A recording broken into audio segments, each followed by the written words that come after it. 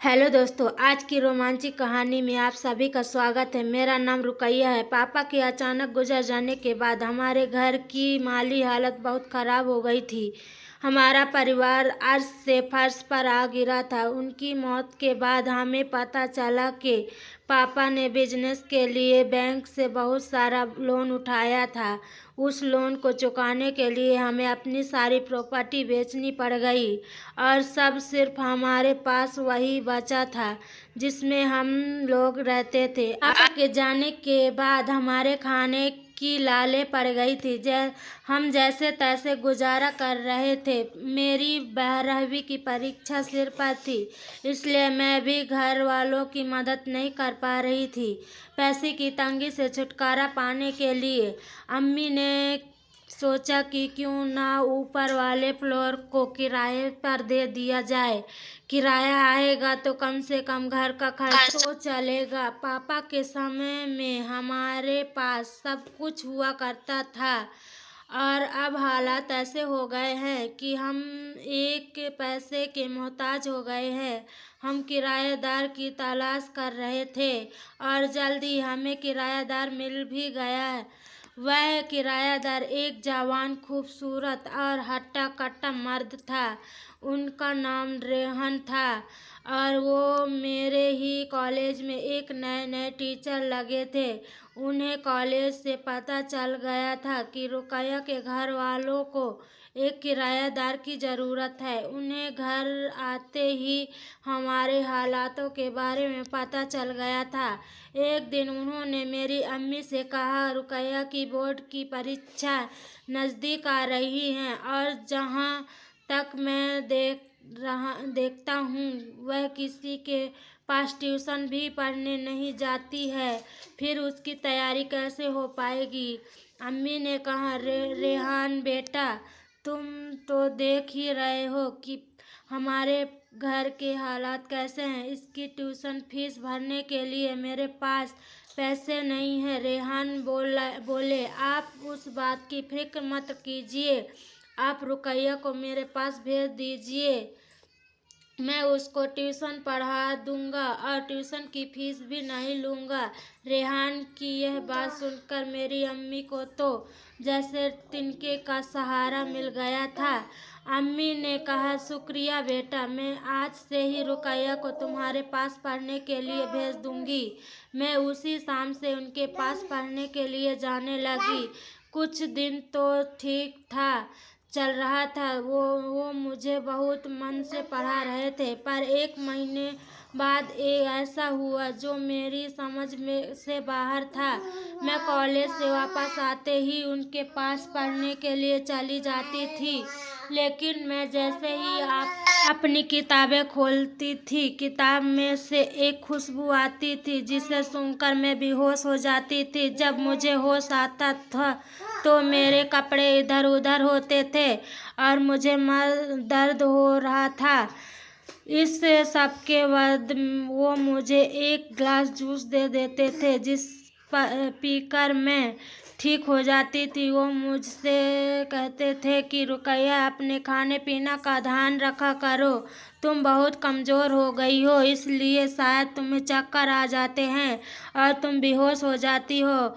और यहाँ यह बात अपनी अम्मी से मत कहना, नहीं तो वो बेवजह परेशान हो जाएंगी। वैसे भी तुम्हारी अम्मी अभी बहुत मुसीबतों से गुजर रही है, तुम उनकी परेशानी और मत बढ़ा देना।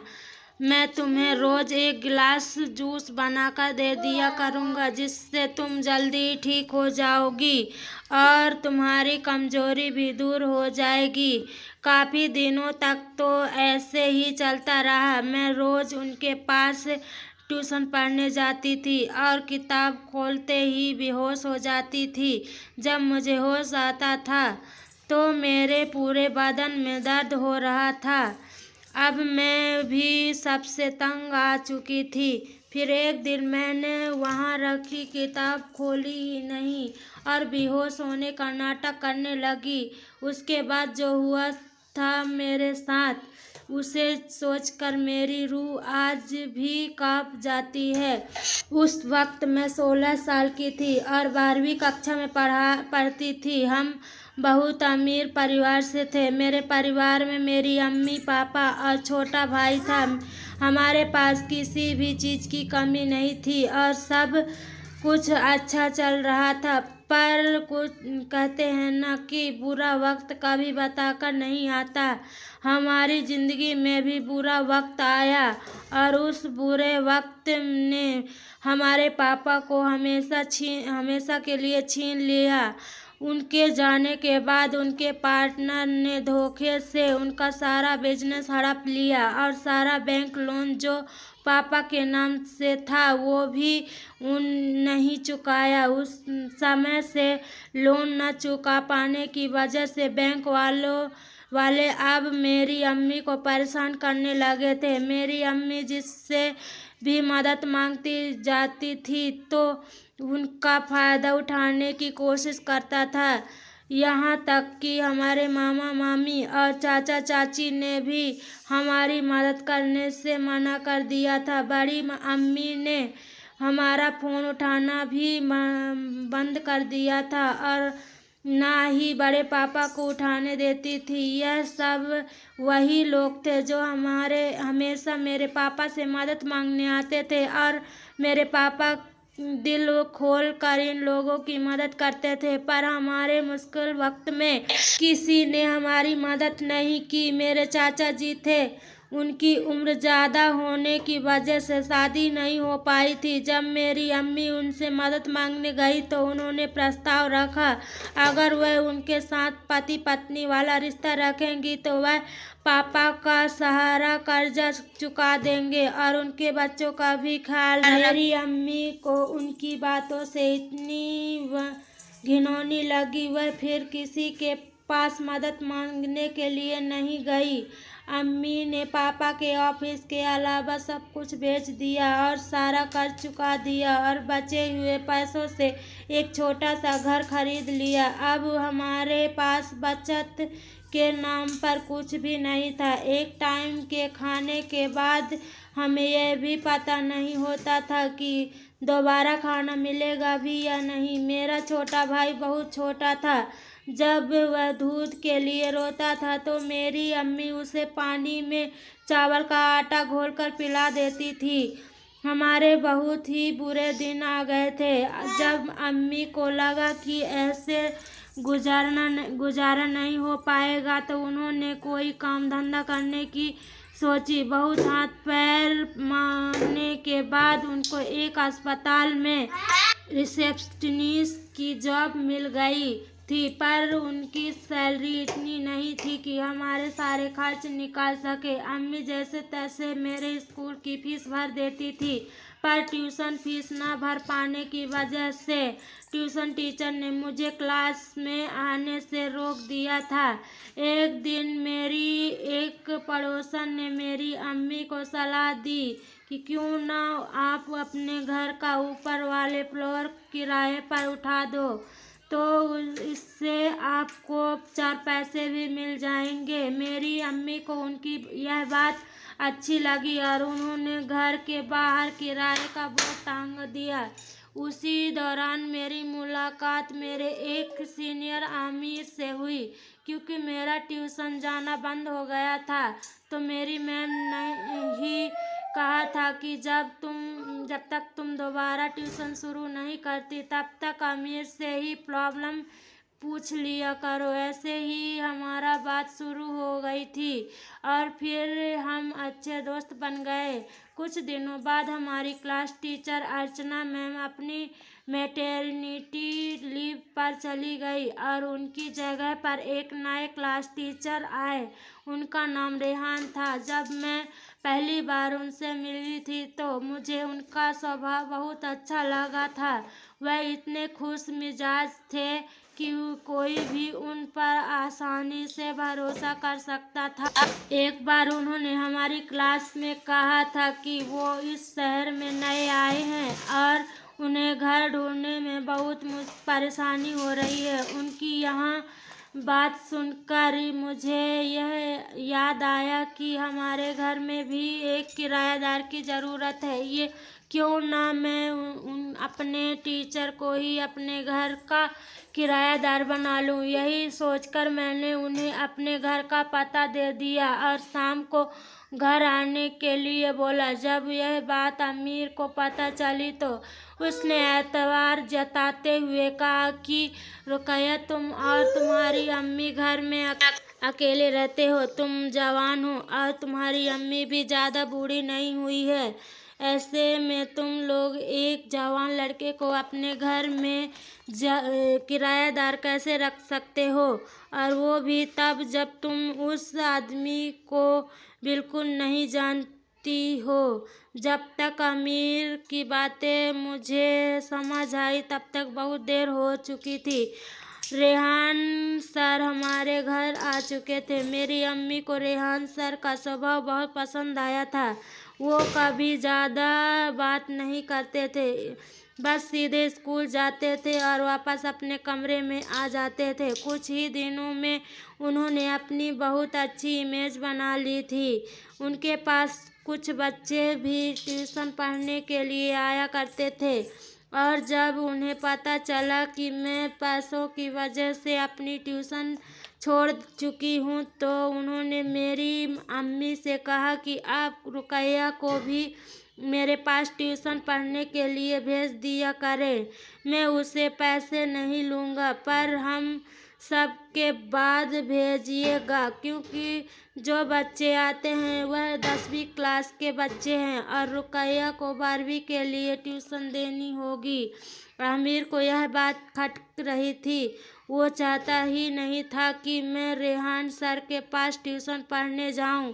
अगर उन्हें दया ही करनी है तो सबके सामने करे, पीछे से क्यों। वह बोला, देखो रुकैया, मुझे इसके इरादे कुछ अच्छे नहीं लग रहे हैं। कल ही मैंने इसे कुछ आदमी के साथ देखा था जो देखने में गुंडे जैसे लग रहे थे। उन लोगों के साथ एक लड़की भी थी जो गाड़ी की पिछली सीट पर सो रही थी। उस वक्त मैंने ध्यान नहीं दिया, पर अब मुझे लगता है कि शायद वो लड़की बेहोश थी। मैंने अमीर से कहा, तुम कुछ ज़्यादा ही सोच रहे हो। ऐसा भी तो हो सकता है कि वो लोग सर के मिलने वाले हों और जो लड़की गाड़ी में सो रही है वो बीमार हो सकती है। अमीर अपनी जिद पर अड़ चुका था। वह बोला, तो तुम मानो या न मानो, मैं इस आदमी के बारे में सब कुछ पता लगा कर रहूँगा। फिर हम दोनों अपने अपने घर चले आए। कुछ वक्त तक सब सही चल रहा था। आमिर ने भी रेहान सर के बारे में बात करना बंद कर दिया था, पर मैं कुछ दिनों से महसूस कर रही थी कि हफ्ते में 1-2 बार जब मैं ऊपर जाती थी तो मुझे किताब खोलकर पढ़ने के लिए देते थे। उस किताब को खोलने के बाद मेरी आँखों के सामने अंधेरा हो जाता था और मुझे बहुत देर बाद होश आता था। जब मुझे होश आता था तो मेरे सारे कपड़े इधर उधर होते थे और मेरे शरीर में एक अजीब किस्म का दर्द महसूस होता था। मेरे उठने के बाद सर मुझे एक गिलास दूध देते थे और कहते थे कि शायद तुम अपने खाने पीने पर ध्यान नहीं देती हो, इसलिए तुम कमज़ोर होते जा रही हो। वह जूस पीने के बाद मैं अच्छा महसूस करने लगती थी। सर मुझे कहते थे कि यह बात अपनी अम्मी से मत कहना, नहीं तो वो बेवजह परेशान हो जाएंगी। वैसे भी तुम्हारी अम्मी अभी बहुत मुसीबतों से गुजर रही हैं, तुम उनकी परेशानियां और मत बढ़ा देना। मैंने सर की बात मानी, अपनी अम्मी को कुछ भी नहीं बताया था, पर अब मुझसे यह सब सहन नहीं हो पा रहा था। मुझे अपने स्कूल से ज़्यादातर सर के पास जाने की जल्दी रहती थी। पता था कि मेरे साथ कुछ गलत हो रहा है, पर मुझे उसके बाद जो सुकून मिलता था मैं उसके लिए तड़पने लगती थी।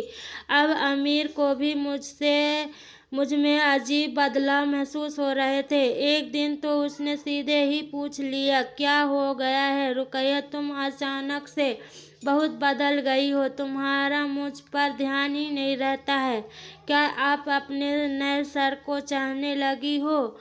आमिर की बात मुझे लग गई थी। अब मैंने भी सोच लिया था कि चाहे जो हो जाए, अब मैं जानकर रहूंगी कि आखिरकार मेरे साथ हो क्या रहा है, क्योंकि मैं जानती थी कि मैं सर को प्यार तो नहीं करती, पर फिर भी मुझे वहां जाने की इतनी जल्दी क्यों रहती है। कॉलेज खत्म होने के बाद मैं ट्यूशन के लिए गई और आज तो किस्मत ने भी मेरा साथ दे दिया था। सर ने मुझे बुक खोलने के लिए दी और खुद पानी लेने चले गए। मैंने किताब खोलने का नाटक किया और सर के आने से पहले बेहोश हो गई। पानी लेने के बाद वापस आए और मुझे बेहोश पड़ा देखकर खुश हो गए। उसके बाद वो मुझे उठाकर अपने बेडरूम में ले गए और मुझे अपने बेड पर लेटा दिया। उन्होंने जैसे ही मेरे कपड़ों की तरफ हाथ बढ़ाया, पीछे से आवाज़ आई, रुको, अब तुम्हारा खेल खत्म हुआ। ये आवाज़ किसी और की नहीं है, बल्कि आमिर की थी, जो पुलिस के साथ खड़ा हुआ था। मौका पाकर मैं भी उठकर खड़ी हुई और अपने कपड़े संभाल लिए और मैं भागकर आमिर के पीछे छिप गई। एक साथ सारे पुलिस वालों और मोहल्ले वालों को देखकर रेहान डर गया और खिड़की से भागने की कोशिश करने लगा, लेकिन तभी पुलिस ने उसे पकड़ लिया। बाद में पुलिस वालों ने हमें बताया कि यह कोई रेहान नहीं है, बल्कि मुंबई का मशहूर जॉन है, जो भी ग्रेड फिल्मों बनाता है और लड़कियों की तस्वीरें करता है, और यह हर शहर में एक नया नाम और नया रूप लेकर जाता है, कभी डॉक्टर बनकर तो कभी टीचर बनकर, और फिर ज़रूरतमंद लोगों की भलाई करने के नाम पर उनकी बच्चियों को किसी न किसी बहाने से अपने पास बुलाता है। यह उन बच्चियों को नशीली दवाइयाँ देकर बेहोश कर देता है और फिर उनके साथ गंदा काम करके उसकी फिल्म बनाकर बेचता है, और कभी कभी तो अच्छा ग्राहक मिलने पर पूरी की पूरी लड़की ही बेचकर भाग जाता है कि हर शहर में एक नया क्राइम करता है और फिर वहां से भाग जाता है। उसने ना जाने कितनी मासूमों की जिंदगी बर्बाद की है। मेरी अम्मी को जब रेहान की सच्चाई पता लग गई तो वह रोने लगी और बोली, अब मेरी बेटी की कौन निकाह करेगा, इसने मेरी बेटी की जिंदगी बर्बाद कर दी। अम्मी को रोते हुए देखकर आमिर आगे आया और मेरा हाथ थामकर अम्मी से बोला, आप चिंता मत कीजिए, मैं कभी भी रुकैया को अकेला नहीं छोड़ूंगा, इसमें इसकी कोई गलती नहीं है, यह एक हादसा है जो किसी के साथ भी हो सकता है। मेरी अम्मी ने आमिर से पूछा, बेटा तुम्हें कैसे पता चला कि रुकैया खतरे में है। आमिर बोला, आंटी मुझे इस आदमी पर बहुत पहले से शक था और आज जब मैं रुकैया से मिलने स्कूल पहुंचा तो मैंने इसे उन्हें 3 लोगों के सामने हाथ जोड़कर गिड़गिड़ाते देखा। यह कह रहा था कि मैं कैसे भी करके आज डिलीवर कर दूंगा, और उसने इसी घर का एड्रेस भी दिया था। बस मैं तुरंत ही पुलिस स्टेशन पहुंच गया और पुलिस वालों को सब कुछ बता दिया। इस हादसे को हुए 5 साल हो चुके हैं और मेरी और आमिर की शादी भी हो चुकी है। अब हम दोनों अपनी ज़िंदगी में बहुत खुश हैं। दोस्तों, आपको ये कहानी कैसी लगी हमें कमेंट करके ज़रूर बताइए, और प्लीज़ इस कहानी डेटा शेयर वीडियो को लाइक करें और कहानी चैनल को सब्सक्राइब करें। नोटिफिकेशन बेल आइकन को ज़रूर दबाएं ताकि आने वाली अगली अपडेट सबसे पहले आपको मिले। धन्यवाद।